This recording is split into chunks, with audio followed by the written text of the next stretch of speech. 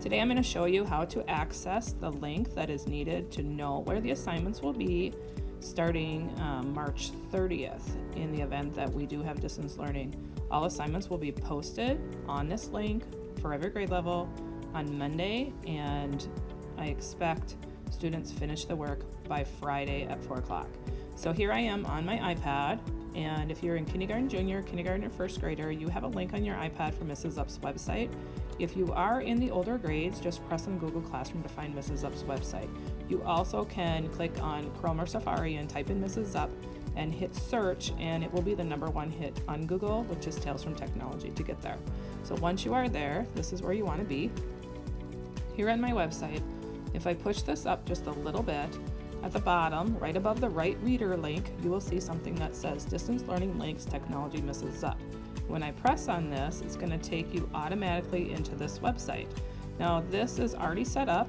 Some of my older students, you might notice this. This is a Google Slides document. So if you are, say, in kindergarten, you would press on the K and it would take you to this spot. Now you can see at the top that there's a link from Tales from Technology, so you can get back there.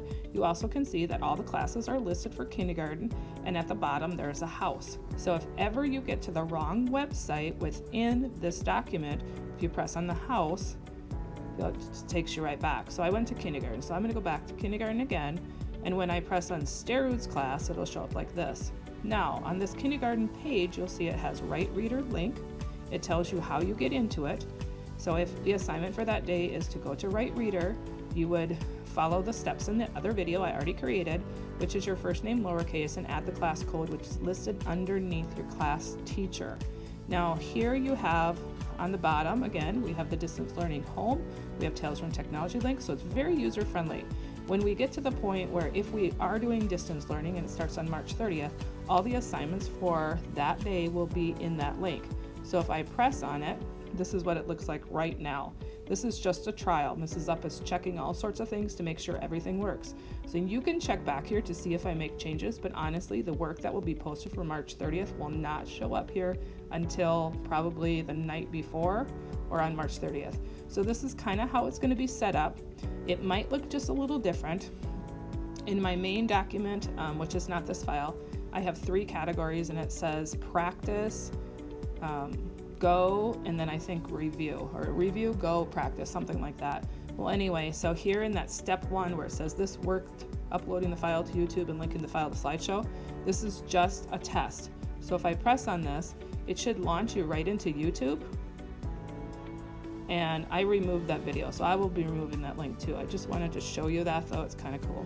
So I'm going to get rid of that, and then I'm going to actually take my finger and swipe to the left, from left to right, and as I do that, you see how this changes, kind of like a slideshow would.